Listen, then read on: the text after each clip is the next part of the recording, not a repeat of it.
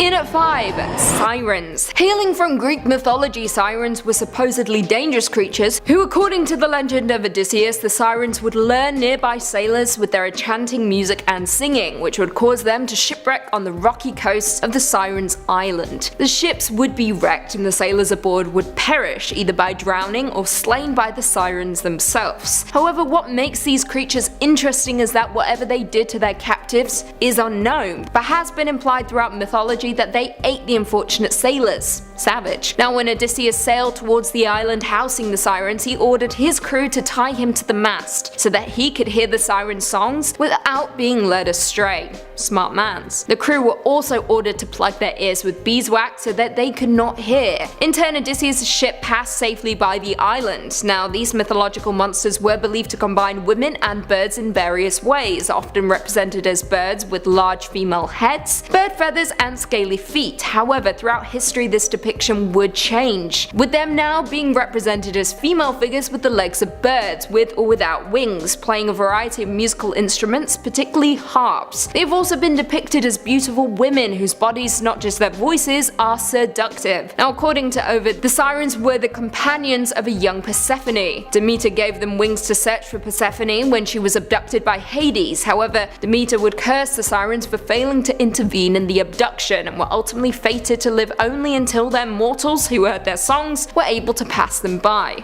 In at 4, Jormungandr. Hailing from Norse mythology, Jormungandr, meaning huge monster and also known as the Midgard world serpent, is a sea monster and the middle child of the giantess Angbodr and Loki. Now, according to mythology, Odin took Loki's 3 children by Angbodr, the wolf Fenrir, Hel, and Jormungandr, and tossed the latter into the great ocean that encircles Midgard. The serpent then grew so large that it was able to surround the entire earth and grasp its own tail. As a result of this, it received the name the World Serpent. When this monster releases its tail though, Ragnarok will begin. Frightening stuff. Once the beast releases its tail, the seas will become violent as the serpent thrashes its way onto land. Fenrir will set ablaze one half of the world with fireballs, while Jormungandr sprays poison to fill the skies and seas of the other half. The two will then join the sons of Muspel into the plain of Vigrid. Here is where the last meeting between the serpent and Thor is predicted to occur. Thor will become occupied with battling Jormungandr, and they will be unable to help others as they fight their own battles. Thor, however, will eventually kill the serpent, but will fall dead after walking just 9 paces, having been poisoned by the serpent's deadly venom.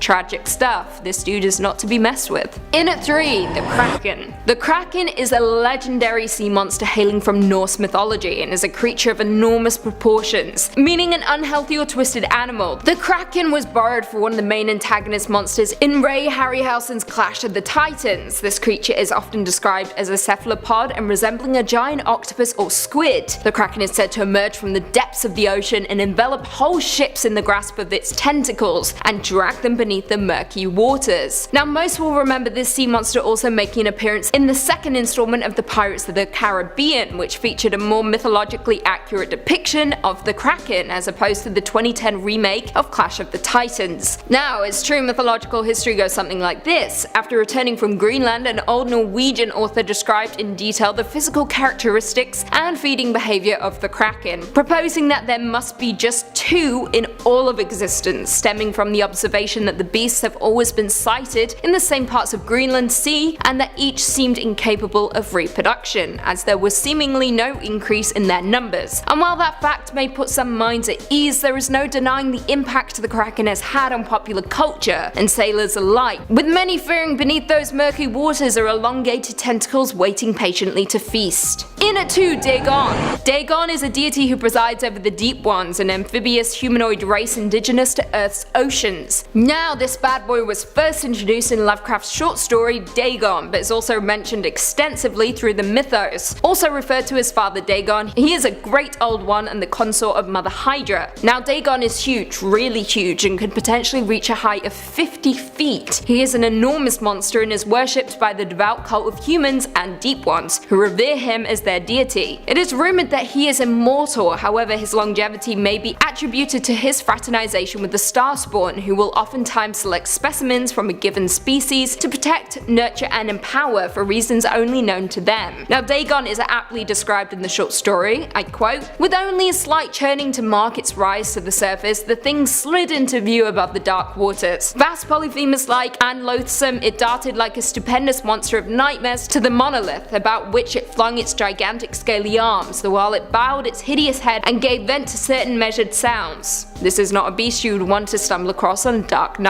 And finally, in at number 1, Cthulhu. Cthulhu is a fictional cosmic entity created by our favourite writer over here at Top 5 Scary, H.P. Lovecraft himself, and was first introduced in the short story The Call of Cthulhu, which, if you haven't read it, get on it immediately. Cthulhu is a great old one of great power that lies in the depth-like slumber beneath the Pacific Ocean in his sunken city of R'lyeh, and remains a dominant presence in the eldritch dealings on our world. Now, it's near impossible to describe Cthulhu, however the most detailed descriptions come from The Call of Cthulhu and are based on statues of the creature. One of these statues, constructed by an artist after a series of baleful dreams, is said to have, I quote, "yielded simultaneous pictures of an octopus, a dragon, and a human caricature, a pulpy tentacled head surmounted, a grotesque and scaly body with rudimentary wings."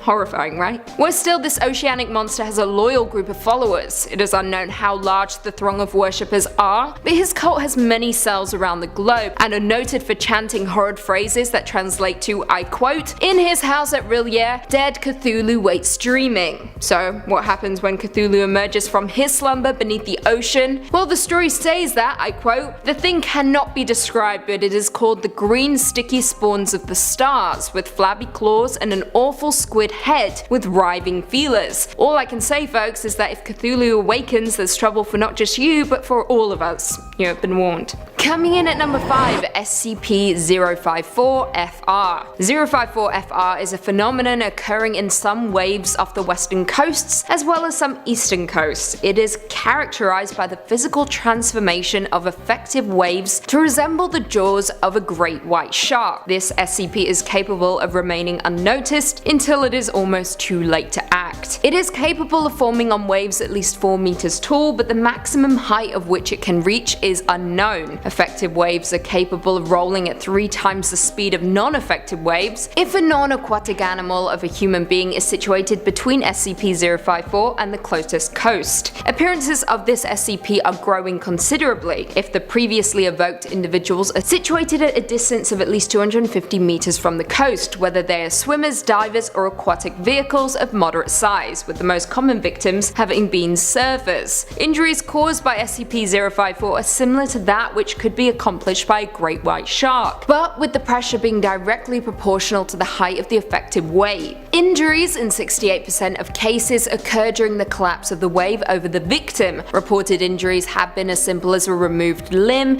to total disappearance of the victim. The only method of avoiding injury is to dive under the wave before impact. An exclusion zone has been established around all shorelines where an occurrence of SCP-054-FR have been observed. Only personnel with a clearance level of 3 or higher may enter the containment zones, and only for experimental purposes. Access is forbidden to any and all civilians under the pretext of conducting research on a population of marine animals. Sneaky stuff, this is why I don't go in the ocean, ever. There's something lurking. Coming in at number 4, SCP-3389. SCP-3389 is a man-made lake located in the northeastern United States near the town of blank, Pennsylvania. Any human being entering SCP-3389 will, after a variable amount of time, not exceeding 10 minutes, be pulled beneath the surface of the water regardless of the depth at which they were standing. A few minutes after being submerged, a statue of the subject's exact likeness will rise from the water in their place. These statues are unremarkable beyond their anomalous origin, consisting of a synthetic resin and concrete mixture and giving color by standard household latex paint. Upon discovery by the Foundation, there were at least 47 of these statues scattered around the lake, all in various states of decay. 13 currently remain, including that of a doctor, blank. It is currently unknown how many instances are present prior to containment. Speaking of containment, all building, private and public land in a 10-kilometer radius around SCP-3389 have been purchased by the Foundation and designated Provisional Site 91. All roads and pedestrian pathways leading to the SCP are to be cordoned off and maintain a patrol of armed guards. An electrified chain link fence topped with barbed wire has been erected in the immediate vicinity surrounding 3389. 8 guard towers, each occupied by no less than 2 armed Foundation personnel and equipped with security cameras, have been erected to watch over the SCP at all times. Back to the statue though, if any instances of the statue's collapse, personnel stationed in the surrounding guard towers are to terminate any emerging statues instantly. No entities emerging from the lake are to reach beyond the chain link fence. If any personnel are apprehended by an instance of SCP-3389, every attempt is to be made to terminate them before they can be pulled into the water. Coming in at number 3, SCP-4217. 4217 refers to both the Bismarck, an anomalous German battleship sunk in 1941, and the large cephalopod organism that is fused to the inside of its hull. SCP-4217-B possesses a pair of octopoid eyes which protrude from the base of SCP-4217-A's superstructure and 12 100 to 200 meter long muscular hydrostats that extend from an opening in the stern. Now, aside from the presence of SCP-4217-B, SCP-4217-A shows no signs whatsoever of damage sustained from battle or subsequent decades submerged underwater. B seemingly operates A's systems. This includes its full armament of 8 main guns, 44 secondary guns, and 12 anti-aircraft guns. B also can operate A's propellers to reach speeds approaching 40 knots, but only while surfaced. This is way too much power for a creature to have and could be incredibly detrimental if you piss it off. While submerged, SCP-4217 achieves locomotion via ejection of water from B's body cavity. Typically, this SCP remains submerged at a depth of 500 to 1100 meters, navigating its territory. However, the SCP will periodically surface and enter a hostile state. During this period, it will seek and attack non-threatening targets. Now, Foundation naval forces are to patrol the SCP's territory with 3 or more battleships under the guise of the British Royal Navy. During a hostile state, naval forces are to engage with the SCP until it reverts to a passive state. Survivors from civilian vessels attacked by the SCP are to be recovered and processed in accordance with maritime disinformation protocols. Coming in at number 2, SCP-1128. SCP-1128 is an entity that manifests as a massive aquatic predator to anyone given a full description of the being's appearance through either spoken, written descriptions, or visual depictions of the being. Persons infected by SCP-1128 will initially exhibit no abnormal behavior, though some cases show a general aversion to activities involving bodily immersion in water such as bathing or swimming. Should subjects become fully immersed in water, they will disappear completely under the surface of the water regardless of the water's actual depth. In most cases, they will reappear moments later in a panicked state and frantically try to leave the water. However, in other cases, the water will become polluted with blood and debris, confirmed to be the remains of the subject. That sucks. The subjects that reappear intact claim that they were transported to a vast ocean where they were pursued by SCP-1128. Interviews with the surviving subjects carry further contamination, as descriptions of the being's appearance trigger further infections. Yikes. Written description or imagery of the SCP's appearance or videos of the entity breaching found outside of the Foundation are to be destroyed, and Class C amnestics are to be administered to anyone exposed to such information or showing signs of the SCP's contamination. A written description of the entity's appearance is to be kept at site blank for experimental purposes only and is not to be read by anyone other than D-Class used for testing.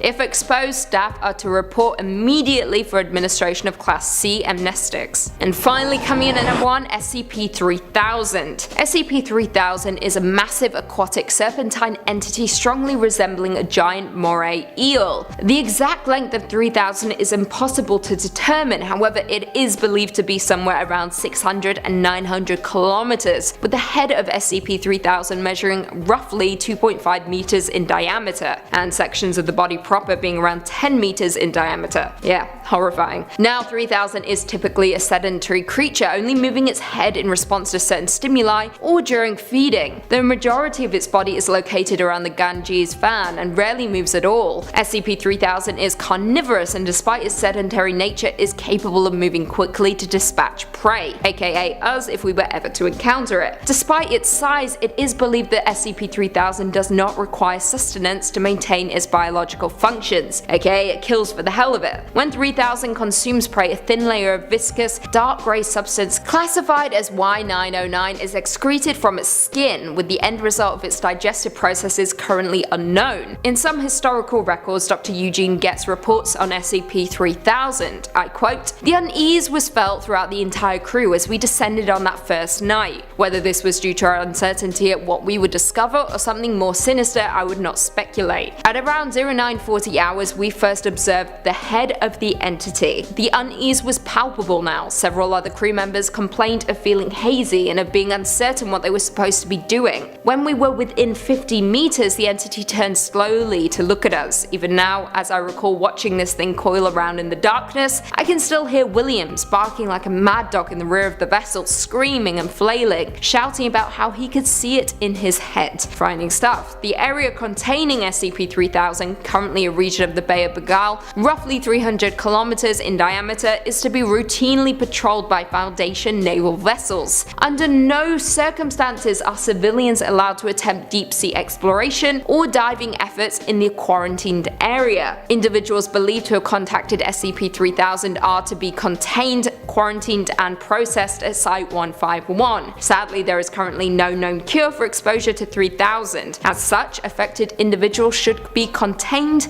and quarantined for further evaluation. Awful. Number 5 on this list is Sinkhole Sam. The legend of Sinkhole Sam originated many years ago in Kansas. Sinkhole Sam is said to live in Inman Lake, or as the locals call it, the Sinkhole. It's believed to be a 15-foot long serpent-like creature that is as round, and I quote, as an automobile tire. The people who claim that this serpent was 15 feet and round like an automobile tire are Albert Newfield and George Rager, two witnesses of the beast. These men are some of the many people who have stumbled upon this creature and have spoken out about it. Based on the reports, people believe that Sinkhole Sam is a type of prehistoric serpent that has managed to survive over the years. Now, back before Kansas was even colonized, there were lakes and rivers all over the terrain, making it a perfect spot for an animal like this to survive. As time went on, the area dried up and locals believe that Sinkhole Sam took up residence in Inman Lake. As the years have passed though, the sightings of Sam at Inman Lake have been fewer and farther between. However, the sightings of a similar creature at the Kingman State Lake have grown. This lake isn't too far from Inman Lake either, only 50 miles. 50 miles is certainly a long distance to go, but maybe not for a massive serpent like Sam. Sinkhole Sam, in my opinion, is one of the most likely creatures to actually exist. Unlike other sea beasts that are very far from any living animals that we have in our world, Sinkhole Sam, from most accounts, is just a big snake. I think it's super possible that someone has spotted a massive snake over the years in that lake, and through word of mouth, the story has been exaggerated over the time to become the legend of Sinkhole Sam. Now, if Sam is real, then we should all be in the clear, because even though a 15-foot serpent may be terrifying, there have been no reported attacks from Sinkhole Sam on humans since the legend began.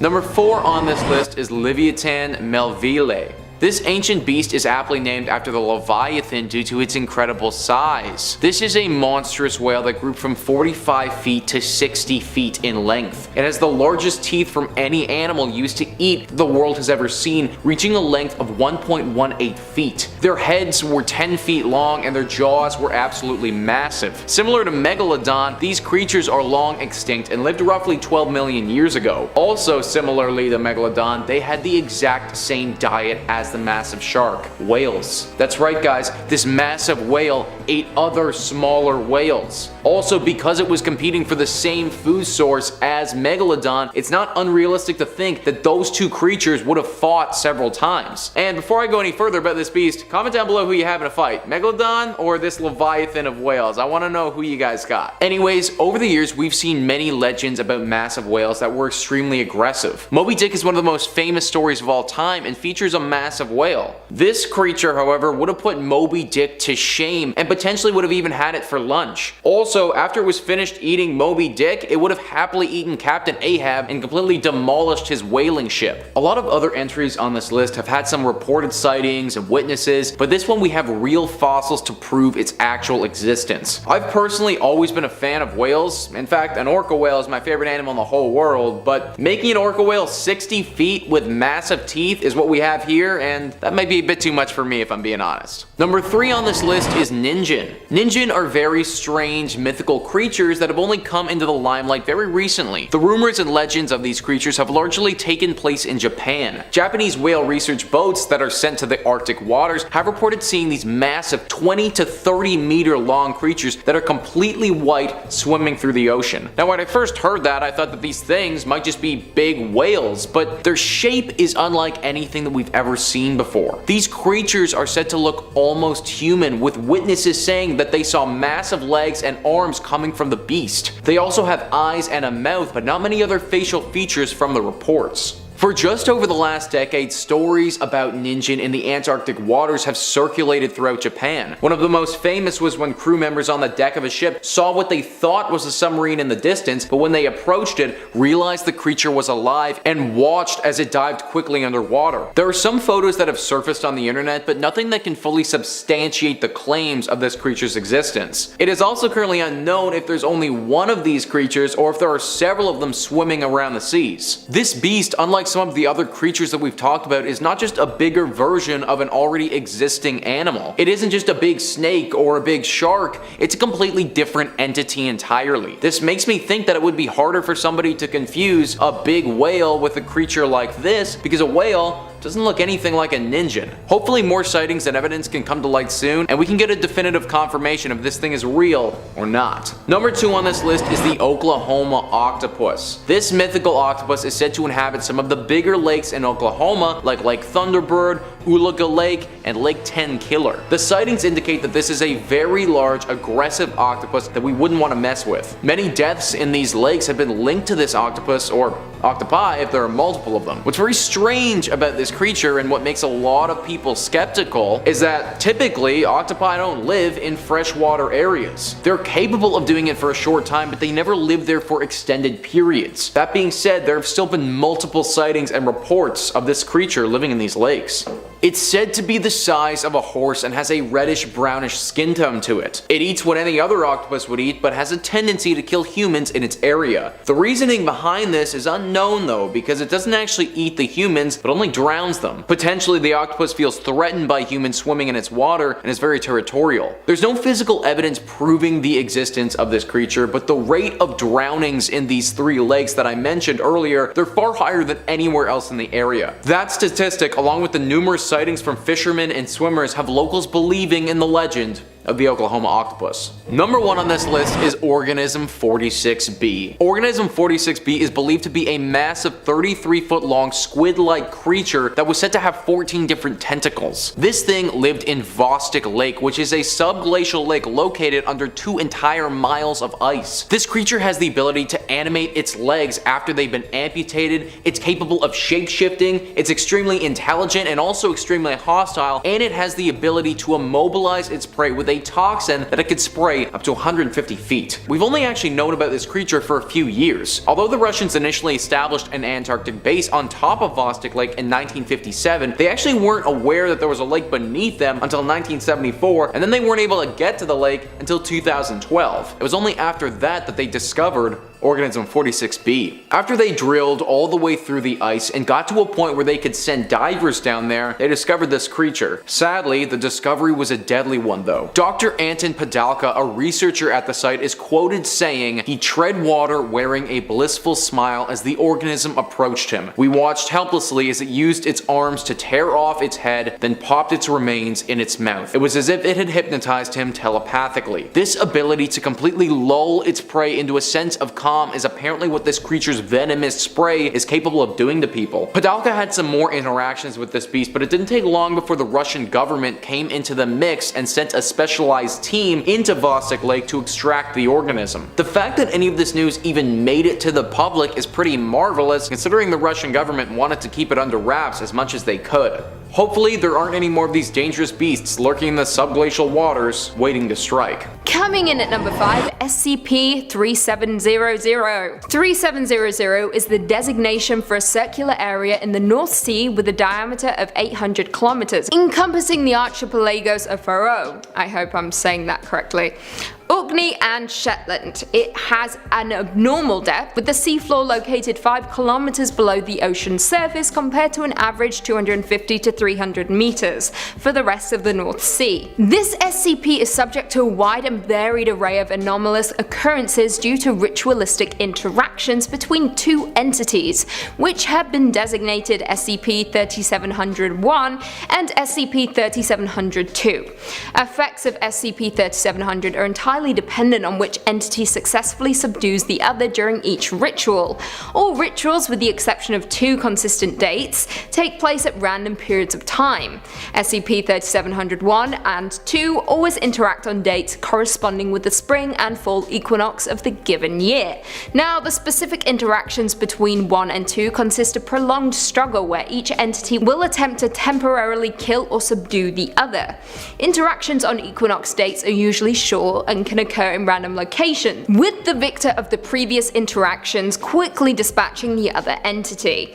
Now here's where things get really interesting. Successful defeat of one entity by the other induces a number of different geological and meteorological changes within the 800 kilometer zone. When SCP-3701 subdues 2, storms and harsh weather are immediately dispelled. Reproductive rates of local oceanic and island fauna increase by a factor of 3. Erosion rates increase by a factor of 5. When SCP-3702 subdues 1, meteorological conditions become perilous. Continuous storms ranging in strength from category 1 to 5 hurricanes occur.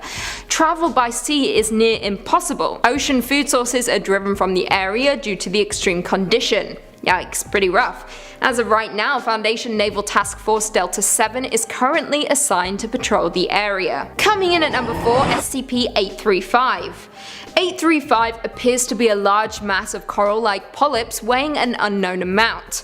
The polyps are larger than any known coral species, growing to more than 1 meter in diameter in some cases. The central mass is roughly oval-shaped with a very large polyp at each end. This SCP is incapable of locomotion and appears to anchor itself with the large tentacles projected from the SCP-835 polyps. Now, these are also used in feeding and are coated with a sticky adhesive substance. The tentacles are also quite strong and have been shown to be capable of damaging plate steel. That's pretty scary. The coral itself is extremely hard, requiring high-powered diamond drills to collect even small samples. 835 also grows at a very accelerated rate, capable of adding 50 pounds of mass every single day.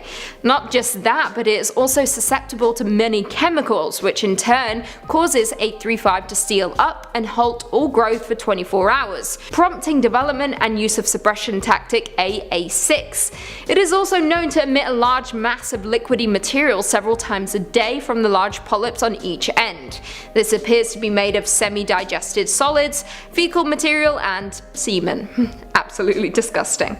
As of right now, 835 is to be monitored and checked daily for new growth. In the event 835 becomes hostile, suppression tactic AA6 is to be immediately implemented until aggressive action ceases. The containment area must be maintained in open ocean due to the highly aggressive response of 835 to confinement for any length of time. Coming in at number 3, SCP-3934. 3934 is a species of amphibious reptiles produced via anomalous means by Marshall, Carter and Dark LLP. Essentially, this SCP is the Loch Ness Monster. Kinda. Instances of 3934, classified as Plesiosaurus pygmaeus, grow to only just over half the size of other plesiosaurs, with adult males average 1.9 meters in length and adult females averaging 1.7 meters. These specimens are omnivorous and subsist on a diet of fish and aquatic flora. Now, 3934 were originally created in the early 20th century by MC&D with the intent to sell instances as exotic pets or aquarium denizens. MC&D capitalized on the legend's popularity authority to sell specimens to numerous wealthy individuals of noble or industrial background in both Europe and the United States. Between 1935 and present, an estimated 1,200 to 1,400 SCP-3934 instances have been created and sold. They are said to be highly social animals, both with members of their own species and with humans. Now, although they are generally friendly, abandoned instances of 3934 often react with uncharacteristic violence towards humans and other mammals. As of right now, a pod of 59 SCP-3934 instances is currently contained within Site-220's Parazoology Reserve. Coming in at 2, SCP-2846. SCP-2846 is a massive aquatic octopoid entity, currently estimated to be at least 955 to 990 meters in length. It collectively refers to a set of phenomenon occurring within the Gulf Atlantic region of the Atlantic Ocean. This entity is known to appear from deep water during storms within the Gulf Atlantic region and attack civilian vessels, specifically cruise liners or merchant ships. Now, 2846A's attacks are sporadic and often occur quickly and without prior warning. Foundation assets in the region have utilized United States Navy deep-sea radar wells to more accurately detect the appearance of SCP-2846A, though this has only provided on average an additional 5 minutes of preparation. Now, SCP-2846B is a large seafaring vessel that appears during A's appearance events. This vessel, which appears to be Pennsylvania-class super dreadnought battleship, also appears from deep water before surfacing at the location of an SCP-2846A appearance event. A is believed to be an entity that has existed for potentially thousands of years, although information confirming this is scarce. Mobile Task Force Tau QQ on board the SCP's Nikolai are to maintain a perimeter around active 2846 activation areas. In the event of an SCP-2846A appearance event, MTF-T11 is to utilize the Kensington Berrymen high-power transmitting device to communicate with SCP-2846B, and then to maintain contact with B throughout the engagement. And finally, coming in at number 1, SCP-1451. 1451 is a set of metal statues, 26 in total, which are individually referred to as SCP-1451, 1 through 26, which all appear to be of children with heights ranging from 1.32 meters to 1.43 meters. 1451 can be in 3 distinct states of motion, referred to as Class 1 to 3 scenarios. During a Class 1 scenario, no movement is detected. This state is the most ideal for containment. During both Class 1 and Class 2 scenarios, SCP-1451 are standing in a circle, each one grasping the hands of the statues adjacent to them and facing outwards.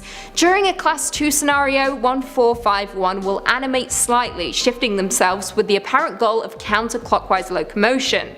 The hands on SCP-1451 will also raise and lower slightly during these moments. Bubbles can also be seen emanating from the mouths as well. Now, this state must be closely monitored, as it can very quickly transition into Class 3 scenario. When a solid object with a mass greater than 40 g enters the center of the circle, 1451 will animate and attempt to destroy said object. This is Class 3. 1451 has shown remarkable strength and agility in the past, though the extent of these qualities has not been found. As of right now, 1451 is contained in Area 15 and is surrounded by a sphere of wire mesh to ensure that no large objects can enter the containment, aka humans who could potentially meet their end. Access is denied to all persons attempting to enter regardless of rank. Coming in at number 5, we have Colossal Squid. The Colossal Squid, which is not seen by many humans unless they have washed up on shore, they are considered to be the largest and heaviest squid species in the sea, weighing a total of 1,500 pounds and having a length of 33 feet long, as well as being the most elusive and mysterious creatures of the deep sea. The species were first discovered in 1925 when 2 colossal squid arms were found in a sperm whale's stomach. Then in 1981 another one was discovered, and finally in 2003 the colossal squid was collected for further research of this new and crazy species of squid. But to this day very little is known about this deep sea creature. These squids are also known to have the largest eyes out of the entire animal kingdom, being larger than a human head. Unlike other squid species, have hooks on their arms which are very muscular and strongly attached to their arms, and it's said these hook-like things are used to help the squid hold and immobilize struggling prey. Sounds like a horror movie death to me. Due to them being so far down in the sea, little is known about them and their behaviors, but what is known is that they prey on sperm whales. Yes, these creatures are fearless. They see a massive whale and say that's breakfast, which is terrifying. Only a few have been caught, and those couple that have been put on display at the Museum of New Zealand in December 2008. So if you're planning a trip to New Zealand, I would definitely suggest going to see this massive specimen, because the likelihood of you coming into contact with this squid while swimming is slim to none. But then again, why would you ever want to get close to this thing while going for a swim? Coming in at number 4, we have Atlantic wolffish. The Atlantic wolffish comes with a lot of nicknames, otherwise known as the Atlantic catfish, sea cat, wolf eel, ocean catfish, sea wolf, and the most fitting, the devilfish.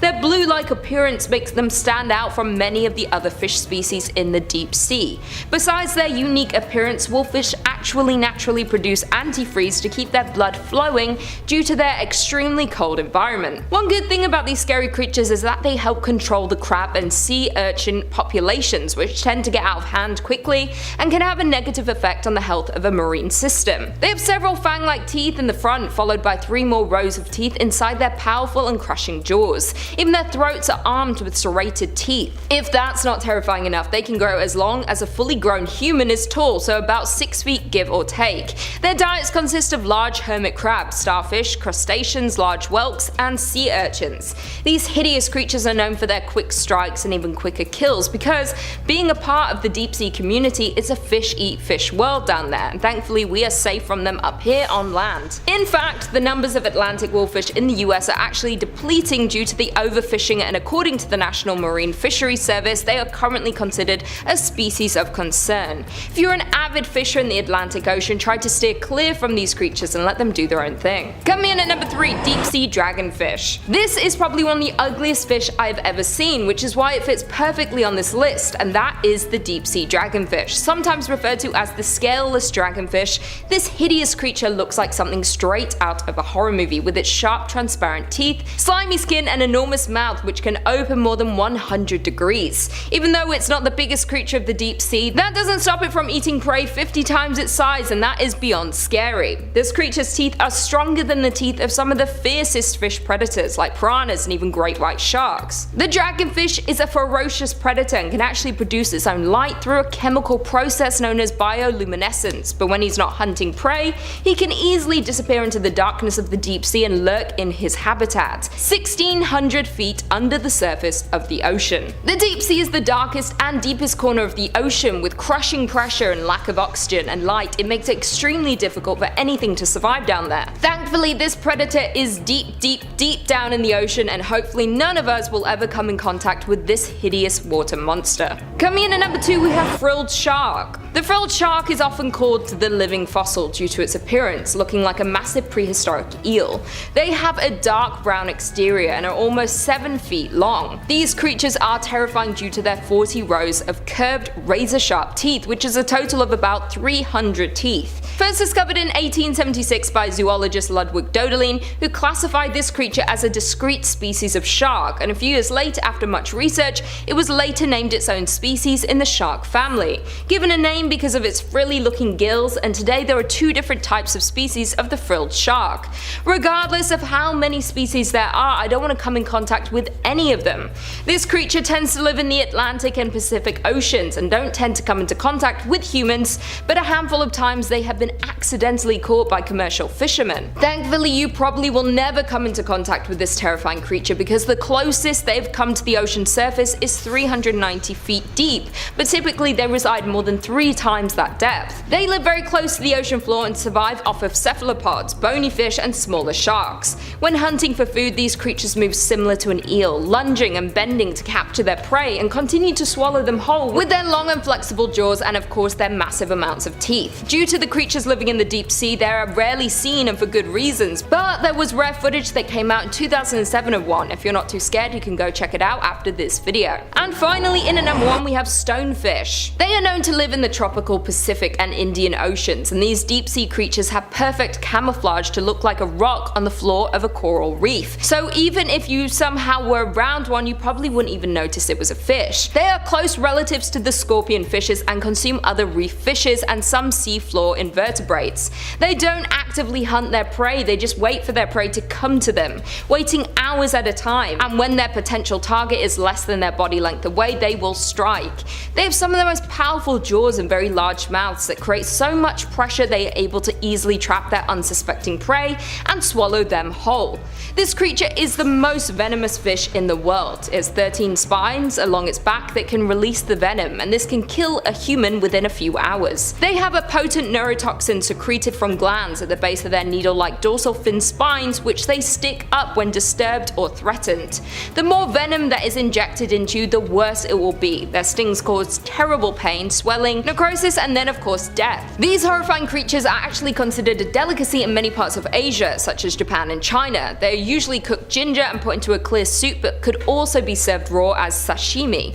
As long as they're prepared correctly and their dorsal fins are removed, they are a dense and sweet snack and considered by many to be good for your health. If you're swimming in the ocean, you thankfully won't come in contact with this killer fish creature because they live on the ocean floor, so you won't have to worry.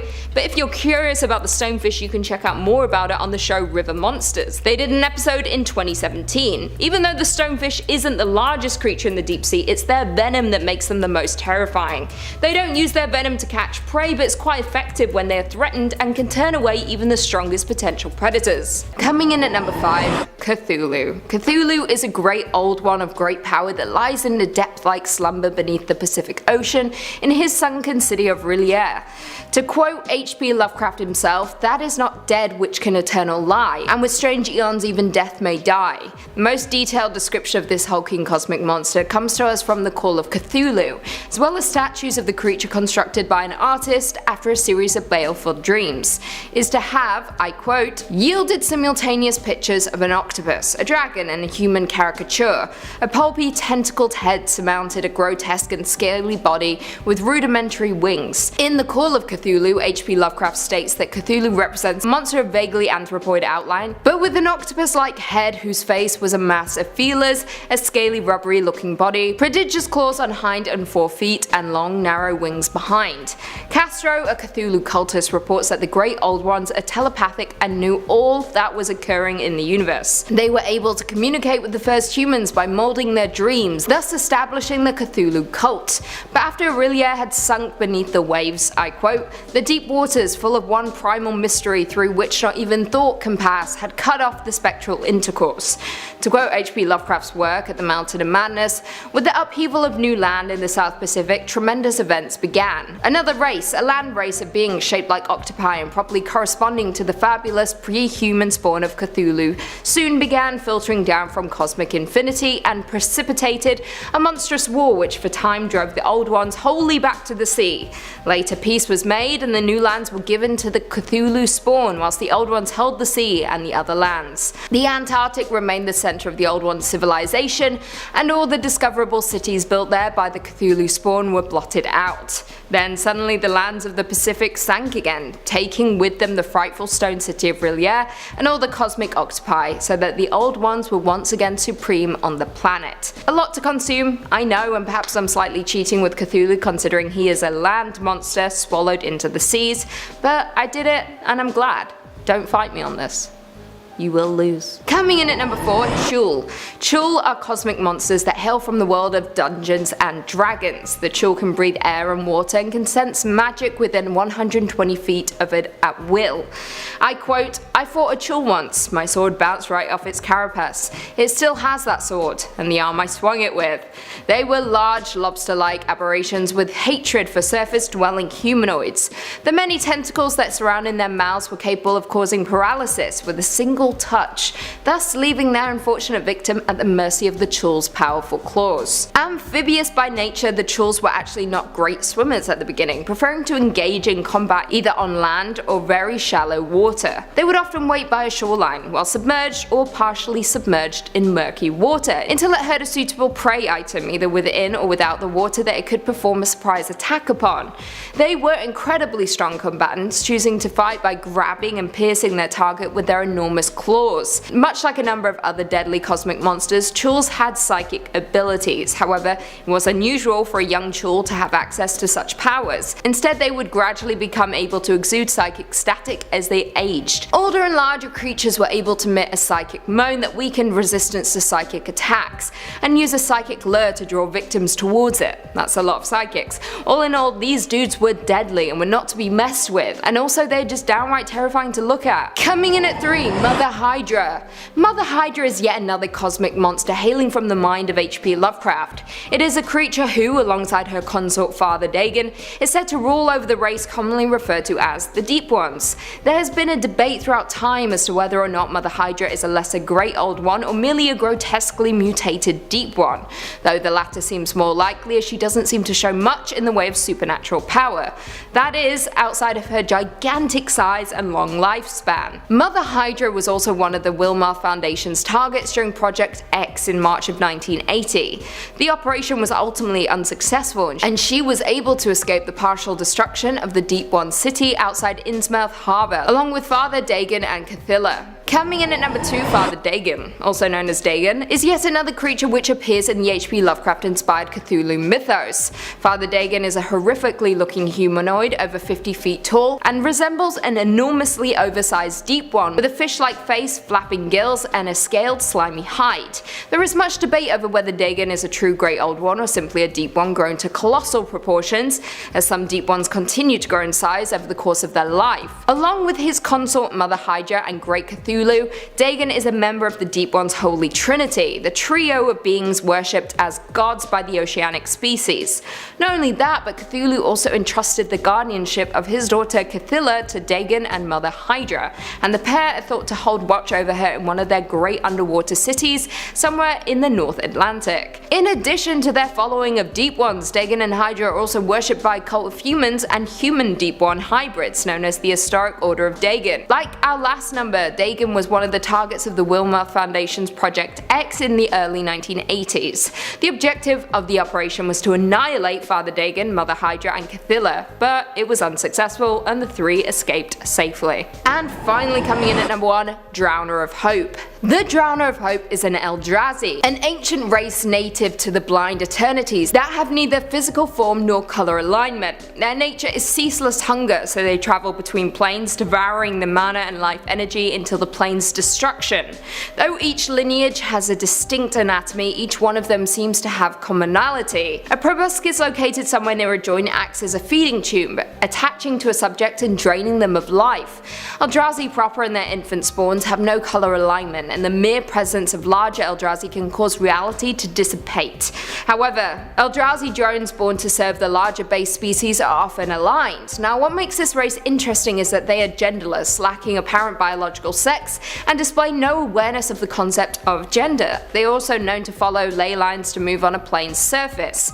Now, the Drowner of Hope was specifically created for the oceans, and like I said, drains life from everything it touches. It doesn't get more terrifying than that. Coming in at number 5, we have Titan Triggerfish. These fish are known to be quite aggressive to their prey, and they tend to bite divers who come too close to their nests. These fish are among the largest species of triggerfish, and they are commonly found in lagoons and at reefs deep in the ocean, stretching from Australia to Thailand. Their diet consists of sea urchins, crustaceans, tube worms, and coral. It often feeds by turning over rocks, stirring up sand, and biting off pieces of branching coral. They don't typically feed on other fish, but they've been observed being aggressive and attacking other fish who enter their territory. Along with being aggressive, naturally they get extremely aggressive during the reproduction season when the female is guarding its nest, which is placed in a flat and sandy area and looks roughly cone-shaped. If you dive down and come in contact with the female fish near her nest, it will defend its eggs at all costs, often exposing its erect dorsal spine and swimming rapidly towards you to attack. It is suggested to swim horizontally away from the danger zone rather than going up to the surface right away. Triggerfish can grow up to 30 inches, and their size and oval shape make them very recognizable, along with their threatening looking teeth, and have evolved as an apex predator within their natural habitat. If you're on vacation and are planning to go scuba diving or snorkeling, be careful not to swim near coral reefs because they tend to swim around there, and if you get too close they will attack and bite you. The Titan triggerfish bites are not venomous, they are extremely painful and can cause serious injury. Coming in at number 4 we have flower urchin. Yes, it has a nice name, but it is anything but that. It is considered to be the most dangerous urchin in the world. This urchin has flower-like patterning and are usually a pinkish white to yellowish white colouring with a central purple dot, and that's how it got its beautiful name. They tend to live in coral reefs, seagrass and sandy environments lower down towards the ocean floor, and it feeds on algae, bryozoans and organic detritus, and can grow to a maximum diameter of 15 to 20 centimeters. They reside from Japan all the way to Australia and in the Red Sea to the East African coast. Flower urchins are among the numerous species of sea urchins known as collector urchins, and they often cover their upper body with debris from their surroundings to camouflage from others.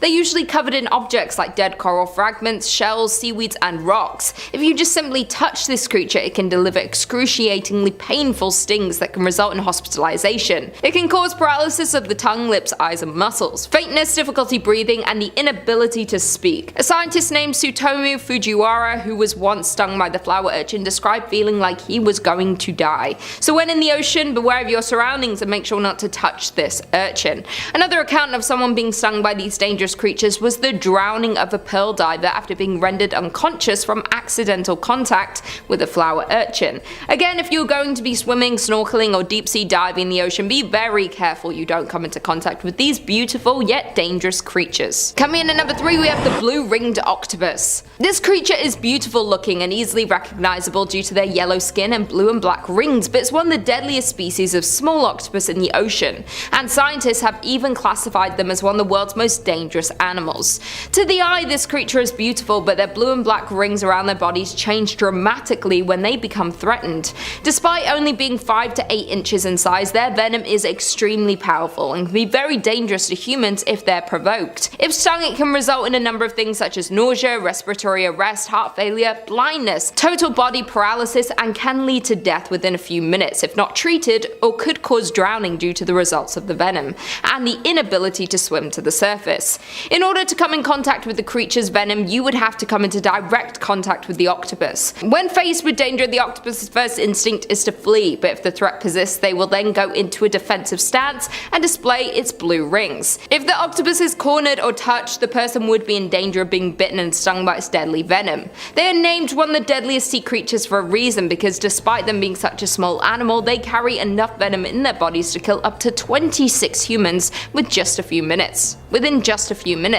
These terrifying sea creatures feed crabs, shrimp and other small animals. They reside in tide pools and coral reefs in the Pacific and Indian Oceans, from Japan to Australia, and their species tend to only live around 2 to 3 years, but this may vary based on their nutrition, temperature and intensity of light. Be extremely careful when in the ocean, be sure to watch out for these terrifying creatures. They would be easy to see due to their bright colours, but if spotted, swim away fast before you get attacked. Coming in at number 2, the box jellyfish. This is a species of jellyfish that usually tops the list of the most dangerous sea creatures in the world, and the world's most venomous creature. At first look, its appearance isn't too threatening, but if stung, it is life-threatening. The sting can result in death in less than 5 minutes. The most recent death from a box jellyfish sting was in February 2021 to a man who passed away 10 days after being stung while swimming at Cape York Beach in Australia. Before that, the last known fatality was in 2007, and total of 79 deaths since the first report in 1883, and that's just in Australia alone. In the Philippines, there are far more fatalities, with up to 40 deaths annually. In Thailand, after a man died in 2014 from a box jellyfish sting, they enhanced their first aid stations on beaches, but yet the next year 2 more fatalities occurred due to this deadly sea creature. Unlike some jellyfish, the box jellyfish can swim, which means they're capable of hunting for prey and can move through the ocean at a very fast pace of up to 8 miles per hour. They actively hunt their prey, which tend to be smaller fish and invertebrates including prawns and bait fish. Unfortunately, the box jellyfish has many enemies like crabs, different species species of turtles, rabbitfish, batfish, and butterfish, but their swift swimming and venomous stings help themselves stay alive. An interesting fact about box jellyfish is that in Hawaii, the number of box jellyfish peak after a full moon, which is apparently when they come near the shore to spawn. So if you're thinking of going for a swim in the ocean during a beautiful full moon, I'd advise to just wait until the next day because you don't want to ruin a nice vacation with a fatal box jellyfish sting. No one wants to ruin a vacation by dying. That would suck. And finally, in at number 1, we have cone snail. Just by looking at this little snail sitting in its shell, you wouldn't think it would be dangerous or harmful at all. Their shells are beautiful looking, with colourful and complex patterns on its shell, but don't be fooled, you should never handle this snail. It is one of the most venomous sea snails in the ocean. There are over 600 species of these cone snails all around the world, and they are extremely toxic. The most dangerous species to humans are the slightly larger ones, but pretty much all cone snails are capable of stinging if handled or stepped on, and can be very fatal to humans. Cone snails use a hypodermic needle-like modified radula tooth, and their toxic venom gland is used to attack and paralyze their prey instantly before eating them. The tooth is hollow and barbed and is attached to the tip of the radula inside the snail's throat.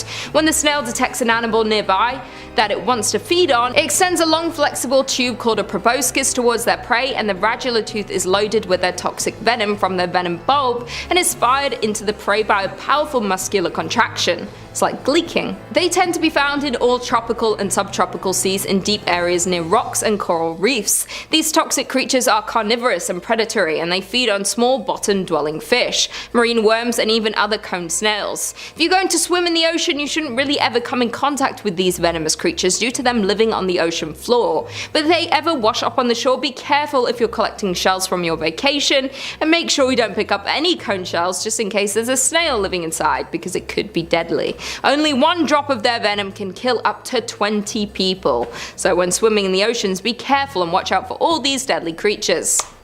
This is why I never go in the ocean. Everything wants to kill you. Coming in at number 5, we've got deep blue sharks. You could make an argument that these are just normal sharks, but that argument would be wrong. It would be like saying that the shark from Jaws was just a regular shark. And not even Bruce had the brain capacity to take down an entire aquatic research facility. Let's take a look. The 1999 shark attack thriller Deep Blue Sea was met with mixed reviews, largely due to its heavy use of B-movie plot points. Don't get me wrong, B-movie plot points make the world go round, but listen to this. In Deep Blue Sea, there's a research team trying to find a way to reactivate brain cells affected by Alzheimer's disease. For whatever reason, the scientists landed on using mako sharks. What makes a shark brain special? Who knows? So these Alzheimer's sharks are hanging out in some holding tanks having brain tissue removed and so on. Then one wakes up, bites a man's arm off, and then yanks a helicopter out of the air. As it turns out, these scientists have genetically modified these sharks to have bigger brains in order to ensure they can harvest enough gray matter to do their research. And these bigger brains have enabled the dead-eyed predators to become smarter and more deadly than ever. How do they even manage that? You can just make brains bigger now? Imagine that, making a shark so smart that it could take your place in the food chain. Incredible stuff. Following this reveal, these sharks are nothing but bad news. They kill plenty of people, all while sabotaging control panels, cutting off exits, and generally making a big mess of the research facility. Those big brains really get put to work. So if you didn't already have this recurring nightmare, you can now add brainy fish to your laundry list of fears. Coming in at number 4, we've got umibozu. We'll take a quick break from movie monsters for a moment and examine a terrifying mythological monster. This sea spirit is included in the ever-interesting category of Japanese creatures known as yokai. It will appear when waters are at their calmest and absolutely wreck ships. Isn't that just cruel? When the going is easy, it decides to provide its own type of storm. They appear to be large black humanoid figures. Different sizes have been cited, but they're often tens of meters tall. Legends may vary by location, but a common story is that of an umibozu rising from the water and demanding a bucket or barrel from the sailors.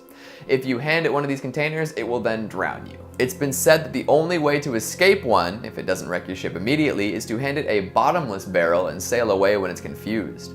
Many people believe that umibozu sightings are simply the result of seafaring folk incorrectly seeing other naturally occurring phenomena. It could very well be clouds or other large sea organisms. Still, you don't want to take any chances with giant paranormal monsters. The origins of the umibozu are murky at best, and there are no stories that clearly depict its creation or first appearance. However, some say that they are the spirits of dead priests that were tossed into the waters. Their bodies have nowhere to rest, so their souls haunt the ocean, dooming anyone who crosses them. Sheesh. Coming in at number 3, we've got Gillman. also known as the creature from the Black Lagoon. It's hard to look at this classic creature nowadays without conjuring up the many, many other beasts that paid homage. Swamp Thing, Davy Jones's crew, and of course the amphibian man from The Shape of Water. Hollywood was shaped by this slimy, girl-chasing man-beast. Sure, it seems campy and done to death at this point, but way back when, it was a thrilling icon. After discovering a fossil linking land and sea animals, a team of researchers decide to stick around in the Amazon to find more. When the leader leaves camp, Gillman appears. Green and greasy and curious as a child, he infiltrates the camp and kills 2 expedition members in self-defense. And thus begins a strange game of cat and mouse, or researcher and monster and beautiful woman. Gillman has the ability to overpower just about any human in a fight, to swim at unheard of speeds, and of course to breathe underwater.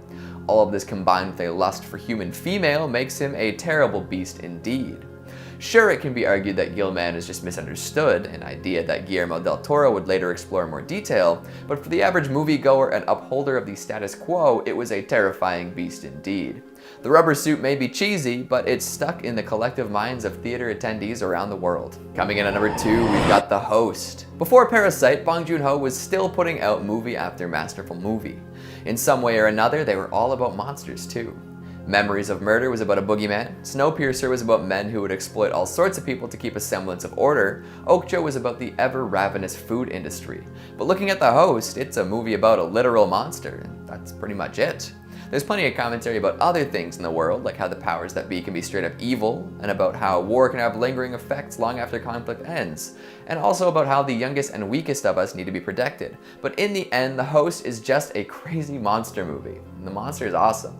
Apparently it was based on Steve Buscemi too. Who would have thunk? This slimy, bipedal, prehensile-tailed beast runs throughout urban Korea, swallowing people whole and disappearing into the water like it's nothing. People unload entire magazines of bullets into it, shoot at it with sporting bows, toss Molotovs, and even unleash terrifying chemical agents, and it still runs around eating children. It's a freaky, straightforward monster with a million slippery folds making up its mouth. And at any given moment, it might regurgitate any number of things. Even if the 2006 era digital effects don't quite hold up, it's still fascinating to look at. And finally, at number 1, we've got Godzilla. Come on, you didn't think I'd leave the granddaddy of all kaiju off this list, did ya? Walking straight up out of the ocean to level entire cities, Godzilla is the archetypal aquatic monster. The roar, iconic. The silhouette, iconic. The destruction, iconic. Without Godzilla, we wouldn't have any other kaiju either. Say bye-bye to the ocean-spawning beasts from Pacific Rim. Sayonara to all the crazy monsters the Super Sentai and Power Rangers fight. Bye-bye to the Cloverfields, Gameras, and Mega Sharks. Godzilla is the aquatic monster. A prehistoric sea creature given power by nuclear radiation, this upright reptilian is a force to be reckoned with. Described by a doctor in the original film as a transitional creature somewhere between marine and terrestrial, there's nowhere to hide from Godzilla. It's taken many forms over the years, but retains most of its classic features: the furrowed brow, rough scales, long tail, and enormous legs. Sometimes it even takes a while to evolve to that point, like in Shin Godzilla. It has atomic breath, which it uses to vaporize anything it wants. Different iterations feature magnetism, fireballs, laser beams, flying, and electric bites too. So if you're ready for one form of Godzilla, there's dozens more waiting in the wings to test the populace in new, destructive ways. King of the monsters, right? Number 5, the frilled shark. Chlamydoslacus ingenius and Chlamydoslacus africana, or better known as the frilled shark and the frilled South African shark, are the 2 extinct species of shark that swam our oceans. Thank gosh. Well, actually, still kinda do. The frilled shark is considered a living fossil, not just its age and time spent surfing the coast, due to its primitive eel-like physical trait, the brown color, the jaws, 8-foot body, and the way its fins, spine, and head move under the water are common in ancient serpents and water creatures. So this thing is like an eel-serpent-shark hybrid. Yeah.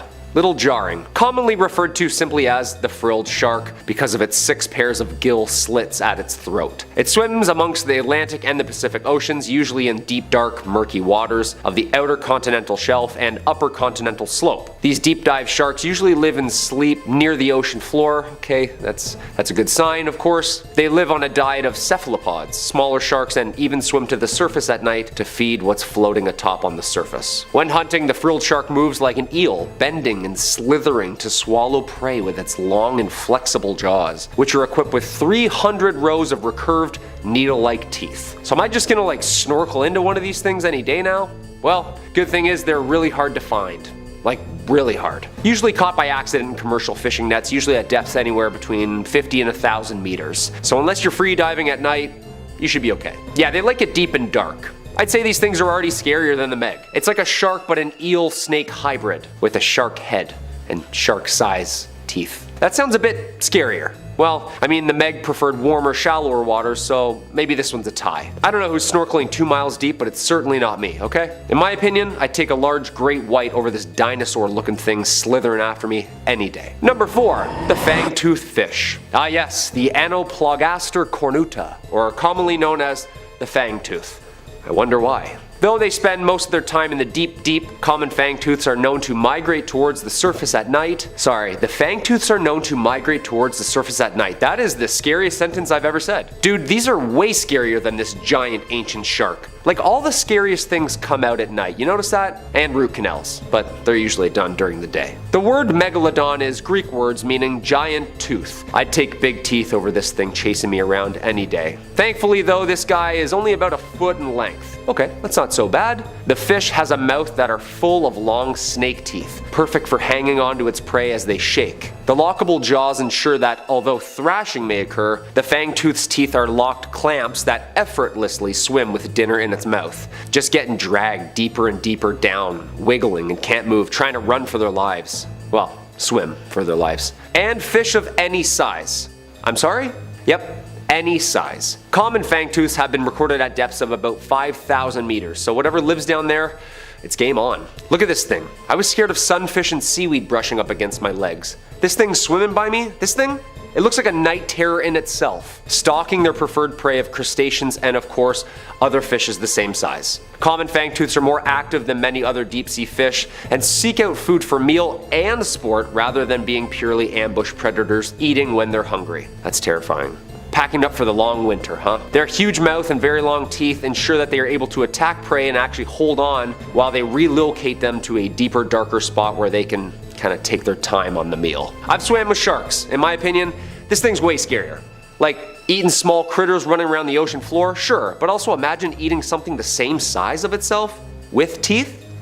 No problem? Slowly devouring it, bite by bite? Yeah, that's way scarier. Come on. Just reattaching itself every bite? Taking you along for the free ride? Yeah, that's horrifying. And number 3, the big fin squid. Of the genus Magnapinidae family, the big fin squid, or as I like to call it, this ocean alien with shoulders, belongs to a group of rarely seen cephalopods with a distinctive morphology, meaning they're really weird and rare. Magnapini meaning big fin, of course. The first record of us catching and looking at this family comes from a specimen talismani caught off the Azores in 1907. This was our first look at this bizarre fish, but due to the damaged nature of the find, little information could be extracted and was classified just as a squid. The problem is when you pull these things out of its atmosphere, it just looks like a piece of wet crinoline dress all of a sudden. Don't get the whole terrifying effect, you know? In 1956, a similar squid was caught in the South Atlantic, but during the 80s, 2 specimens were found in the Atlantic, then 3 more were found in the Pacific, and eventually the creatures found a place amongst the books as its own species, entering the family Magnapinidae. Squids. Okay, so it's not actually a squid, but loosely related. Like a third cousin of maybe alien origin. This thing looks like it crashed here on an asteroid, I'm just gonna say it, doesn't it? Like there's only 12 of these. Not many. The arms and tentacles are the same length. The appendages are also huge and held perpendicular to the body, creating the appearance of a illusion of arms and elbows, giving its trademark alien figure. Most remarkable is the length of the elastic tentacles, which has been estimated around 20 to 30 times its mass and length. Deep sea video evidence puts the total length of the largest specimens at 10 meters long. Yeah, that's 2 trucks. Close-ups of the body and head show us that the fins are extremely large, being proportionately nearly as big as those of a big fin squid. Hence, the comparison. While they do appear similar, no specimens or samples of the adults have been taken out of the water yet, leaving their exact identity, bodily functions, and internal organs a mystery. Awesome. Yes, more mysteries under the water. Alright, I only had really bad night terrors already. Let's just add this in there. Yeah, I'd take a shark swimming with a brain at me rather than this alien thing swimming up to me and just staring at me, trying to understand me for about an hour. Terrifying. Number 2, the gulper eel. Eurypharynx pelicanoides. The pelican eel, or what I just said, is basically a deep sea eel. Like deep sea. If you've seen the Ridley Scott's Alien film franchise or the Predator universe, you'll know that this thing looks exactly like that. Yeah, am I wrong? But instead of like 8 feet tall, it's only 3 feet tall. Yeah, still terrifying. The pelican eel has been described by many synonyms, yet nobody has been able to demonstrate that more than one species of pelican eel exists. Riding solo, huh? That's creepy. One of a kind kinda deal. It's also commonly known as the gulper eel, or umbrella mouth gulper eel, due to its terrifying size and function of its mouth. The mouth and jaws resemble a pelican's gulp, hence the name. The morphology of the pelican eel can be difficult to describe because they're so fragile and oddly shaped that they become damaged when they're pulled out of the deep sea's immense pressure. We can't just swim all the way down there and take pictures, you know? The pelican eel's most notable feature, its mouth, which is much larger than its body, like 5 times the size. The mouth is loosely hinged and can be opened wide enough to swallow a fish 3 times its size. This thing has like a lower mandible of a python, just like unhinging it before dinner. The lower jaw is hinged at the base of the head with no body mass behind it, making the head look abysmally huge. It's basically a swimming mouth with a spine, tail, and I think a brain? Yeah, we don't really know yet. With dot-sized eyes, yeah. It usually is always moving too, rarely stationary. It hunts in some sort of folded state. The pelican eel's mouth has the capability to change to an inflated shape when hunting, giving the mouth its notably massive appearance. Dude, the mouth unfolds like the James Webb telescope. Like 100 working parts. Technically, it's like a geometric shape unfolding as a mouth, followed by stretching, like a cootie catcher. Remember those? This thing eats like a cootie catcher. When the pelican eel is in pursuit of its prey, it slowly starts unfolding itself. Imagine this thing's trucking behind you, unhinging its jaw, slowly the closer it gets. The head and jaw structure unfold and spread horizontally, not vertically. Okay, that's scarier all of a sudden. The unspreading event, or as I like to call it, lunch, is followed by the inflation of the mouth from a stretchable skin of the head, which it feeds on prey. Then, water's expelled via the gills. Okay, so it's basically a large strainer, and after it eats, it blows itself out, releases all the water back into the water.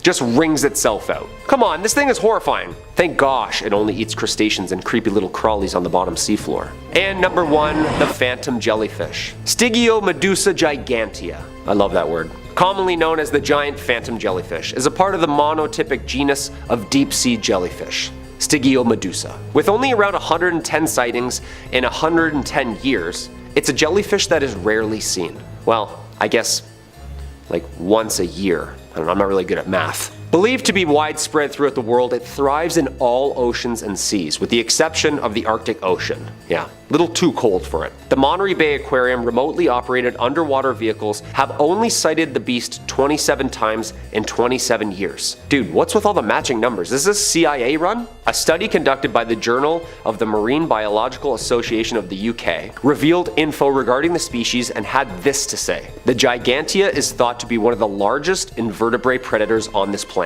One more time please. The largest predator. It is commonly found in the ocean's midnight zone, reaching depths of about 7,000 meters. Deepest human free dive is about 300 meters. Okay.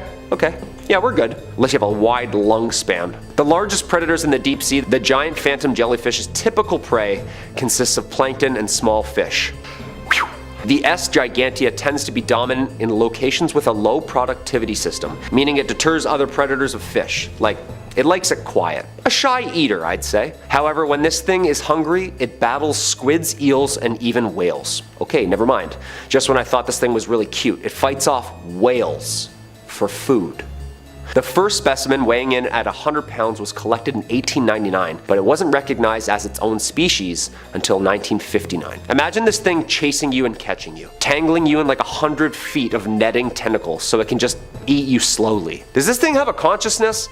Like, you can kind of tell if a shark is swimming near or close to you or what it's kind of feeling. This thing just slowly, softly swimming towards you before it ingests you? Way scarier.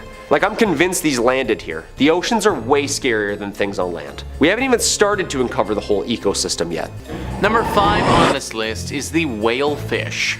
This fish is like a legendary Pokemon when it comes to how rare it is. Live Science says the Monterey Bay Aquarium Research Institute released footage in August showing a bright orange female whalefish around 6,600 feet deep offshore of Monterey Bay, California. Very little is known about this bizarre fish because of the 3 drastically different appearances of the juveniles, which are called tape tails, males, which are called big nose fish, and females, which are called whalefish. The 3 forms look so different that scientists originally thought that they were 3 different species. This shape-shifting transformation from juvenile to mature females is believed to be one of the most extreme among vertebrates. Whalefish have rarely been seen alive in the deep, so many mysteries remain regarding these remarkable fish. The Monterey Bay Aquarium Research Institute tweeted, "Let's pull up this image from the Smithsonian that really shows off exactly how weird this fish is."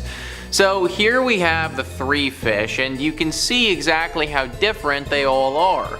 The Smithsonian says there are other examples of males and females with very different shapes and of animals changing from one shape to another as they grow older. But this is one of the most amazing examples of sexual dimorphism combined with metamorphosis ever found among vertebrates. So we are talking literally about a super rare, shape-shifting fish that in my opinion looks creepy as all holy hell. I'd say that you can find this beast at the bottom of the ocean, but odds are you won't ever even run into it because of how rare it is. We've been exploring the bottom of our oceans for quite some time now, and we are only just starting to learn a little bit about this fish. In all honesty, we really have no idea about it though. Whatever it is or whatever it does, one thing is pretty clear to me though. It's creepy looking, it lives at the bottom of the ocean, and I don't like it.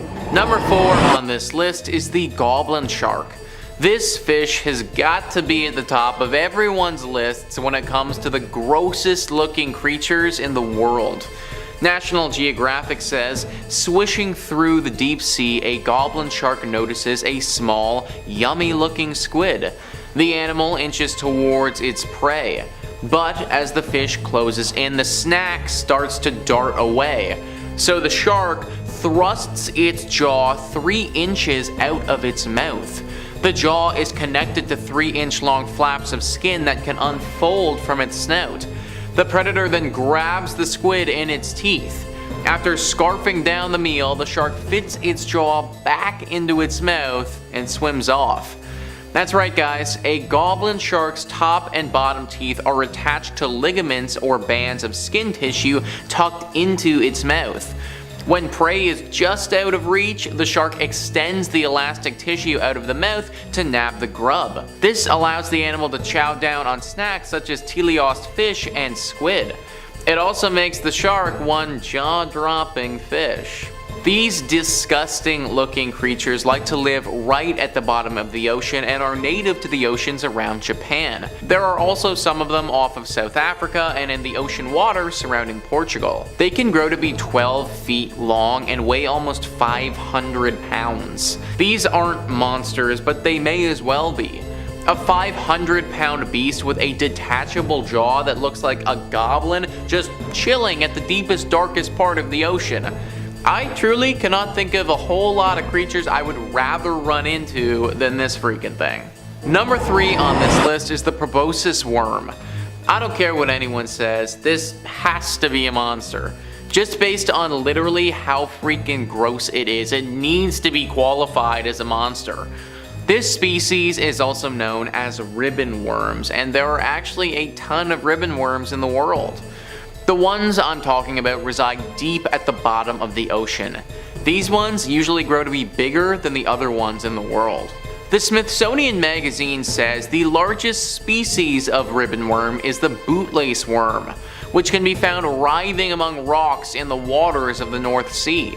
Not only is it the largest nemertean, but it may also be the longest animal on the planet. Uncertainty remains because these stretchy worms are difficult to accurately measure, but they have been found at lengths of over 30 meters and are believed to even grow as long as 60 meters longer than the blue whale. Despite their length, they are less than an inch around. Now, these creatures don't have any natural predators, and let me tell you why. Because they look disgusting. Like, let me ask you guys, would you want to eat that? I would straight up need to be starving, and there would literally need to be nothing edible left on the planet other than this thing before I decide to take a bite. It literally looks like a large intestine that just slithers across the bottom of the ocean. Shockingly enough, this is a real thing though, and you can find it chilling in deep waters. Number 2 on this list is zombie worms. We aren't quite done with the worm talk yet, guys, because now we have got to look at zombie worms. Zombies are a pretty terrifying monster, so are these just like them? The Smithsonian says zombie worms don't crave brains, instead they seek bones. The 1 to 3 inch Osedax worms were first discovered in the bones of a rotting gray whale on the deep sea floor, nearly 10,000 feet deep in 2002. Since then, more Osedax species have been discovered. There are 26 according to the World Register of Marine Species. Zombie worms don't eat mineral bones directly, instead they digest fats within the bone. However, their style of eating is quite different from ours because they don't have a mouth or a stomach. They secrete an acid from their skin that dissolves bone, freeing up the fat and protein trapped inside. Then, symbiotic bacteria living in the worm's body digests the fat and protein. How Osedax acquire nutrients from the bacteria isn't known. They may simply digest the bacteria, or nutrients are somehow transferred to the worm. They hold on to whatever bones they can find by drilling in with roots which contain the symbiotic bacteria. Zombie worms can retract these plumes into the body when they are disturbed. If all this isn't strange enough, the only worms doing any drilling are female. The microscopic males live inside their bodies. One study counted 111 males inside just one female zombie worm. This eliminates the pesky step of having to search for a mate because the eggs and sperm are right next to each other. Then the worms can disperse many fertilized eggs far and wide, hoping that they land near some recently fallen bones. Needless to say, but these are some weird freaking creatures. No wonder we've nicknamed them zombie worms. They're about as monstrous as you could possibly get. Not to mention, but they feast on the bodies and bones of the dead, similarly to what zombies would want to be doing. Number 1 on this list is the Sloane's Viperfish. As with most things on this list, we have a thoroughly disgusting looking creature. This thing is just as dangerous as it is disgusting though. The Twilight Zone says, like many of the inhabitants of the deep sea, Sloane's viperfish sport light-producing organs called photophores along its body. These flashing blue, green, or yellow lights might attract tasty snacks, but they're most useful for masking the fish's silhouette from predators below. They're also useful for grabbing a meal. When prey comes near, the viperfish drops a glowing light on its dorsal fin ray like a fishing lure in front of its mouth and snap! A muscular jaw filled with clear, sharp teeth comes crashing down like a guillotine. Lucky for the viperfish, its first vertebrae has evolved to act as a shock absorber for that powerful bite. This is the deep sea version of a piranha, except way more deadly. If you were getting attacked by piranhas, there would likely need to be multiple of them to attack you to actually win. I could totally see a world though where you lose one-on-one versus this thing though. Its teeth would literally dig so deep in your body. Even at the thickest part of your body, this thing has the potential to go all the way through if it bites you well enough. Thank goodness it's swimming thousands of meters below us and we don't need to worry about it popping up on our next snorkeling adventure. Coming in at 5, goblin shark. The goblin shark is perhaps the ugliest animal in the entire world. Not shaming, just stating facts. Also known as the living fossil, the goblin shark lives up to 1,300 feet deep inside the sea. What is terrifying about these creatures is that they can detach their whole mouth from their body in order to get their prey. How terrifying is that? They can grow up to 3.5 meters and love hunting teleost fish. They have flabby bodies with small fins with nail-like teeth and are quite different from other sharks as they are the strongest looking and, again, perhaps the ugliest sharks in the ocean. They have a pinkish appearance, sometimes red when they are old because blood vessels can be seen through its skin. The camouflage color of its skin helps it hide in plain sight, allowing it to catch prey undetected. They're very rarely seen in the deep oceans and were first seen on the coast of Japan in 1898 by naturalist Alan Alston. Now it is visible in all oceans, but mostly in Brazil, the Gulf of Mexico, France, Portugal, and Senegal. In at 4, Fangtooth Fish. Fangtooth fish are the deepest living fish ever found on Earth. They can survive 5,000 meters below sea level, which is absolutely crazy. The pressure at that level is 500 times than that of the land. Their teeth are in proportion to their body size, making them one of the scariest deep sea creatures we have ever come across. Their eyes are situated on the top of their heads and comparatively smaller in size. Not only that, but they have scales on its skin which are shaped like plates, and their fins are small and spineless. They're a big fan of thriving in oceans with tropical and temperate temperature, and it can go as deep as 5,000 meters and hence one of the deepest living creatures in the entire world. Like me, it avoids sunlight and only goes to the ocean surface during the night. Same.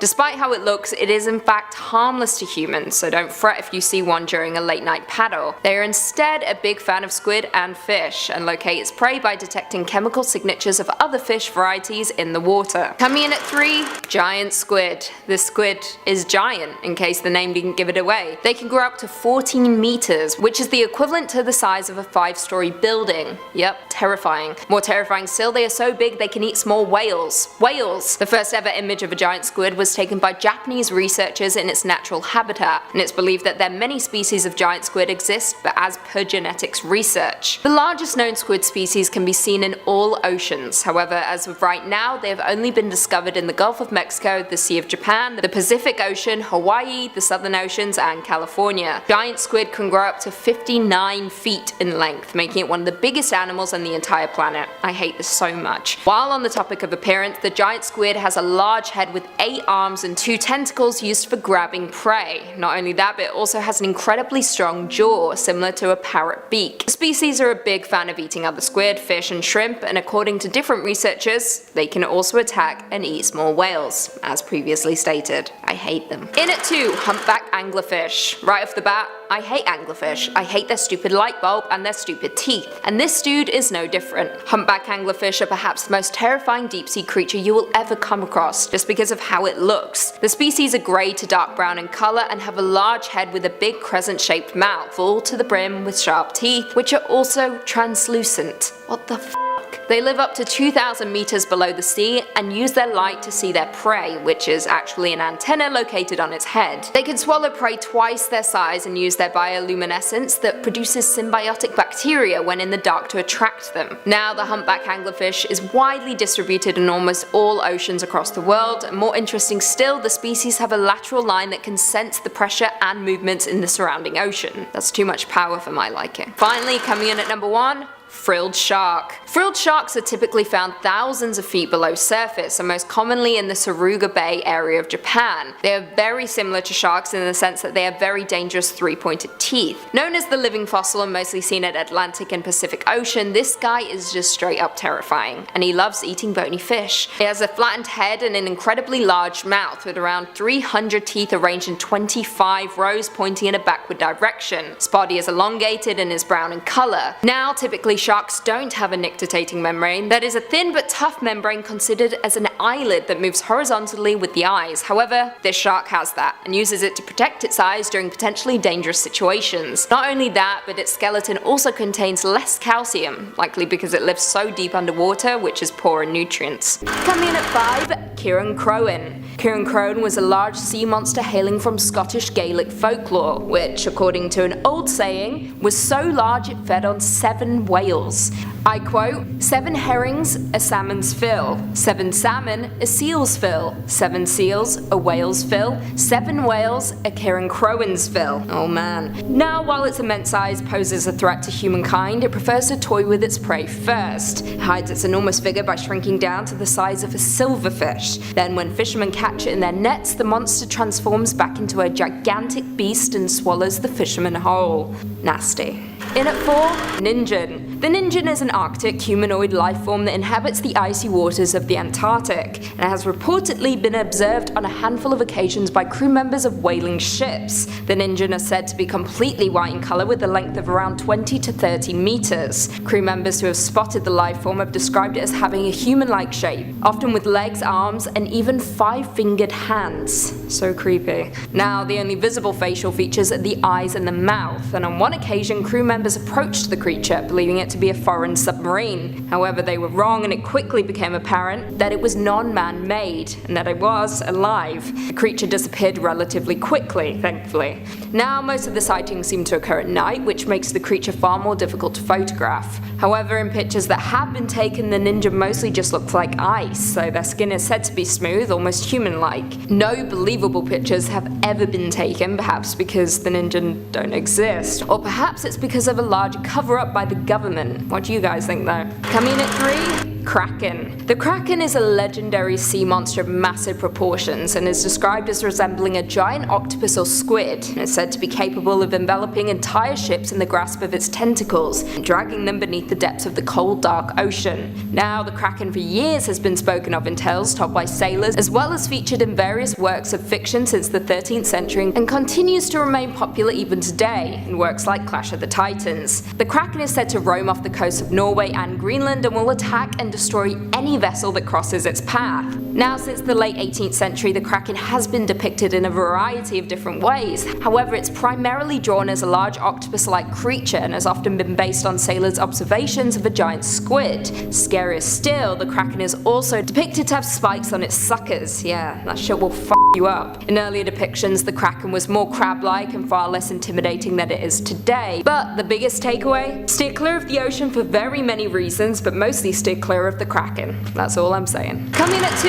Hydra. Also known as Mother Hydra, this Lovecraftian monster is said to resemble a colossal deep one, and is an enormous humanoid creature with a fish-like face, flapping gills and Piscean skin. She forms the Holy Trinity with Father Dagon and Great Cthulhu himself. 3 entities are worshipped as gods by the aquatic race. Now, there is much debate as to whether Hydra is a great old one or if she is simply a massively overgrown deep one. Now, it should be noted that Hydra and Dagon were both entrusted by Cthulhu to be guardians of his daughter Cthulhu, a duty which they perform in one of the Deep One's mighty submarine cities beneath the North Atlantic. Pretty damn cool. And finally, coming in at number 1, Leviathan. Leviathan, not to be confused with the roller coaster at Canada's Wonderland, is a sea serpent monster of immense size and first appeared in Jewish belief, referenced in the Hebrew Bible in the Book of Job, the Book of Isaiah, and the Book of Amos. It is described as a primeval monster defeated by the god Hadad. And draws comparisons to dragon and world serpent narratives. Now, the Leviathan of the Middle Ages is a little different, and was used as an image of Satan, endangering both God's creatures and God's creation by threatening it with the waters of chaos. Leviathan is classified as one of the 7 princes of hell, and is the demon of envy. More interesting still, Leviathan represents the element of water. The element of water in Satanism is associated with life and creation, something that Leviathan seeks to destroy.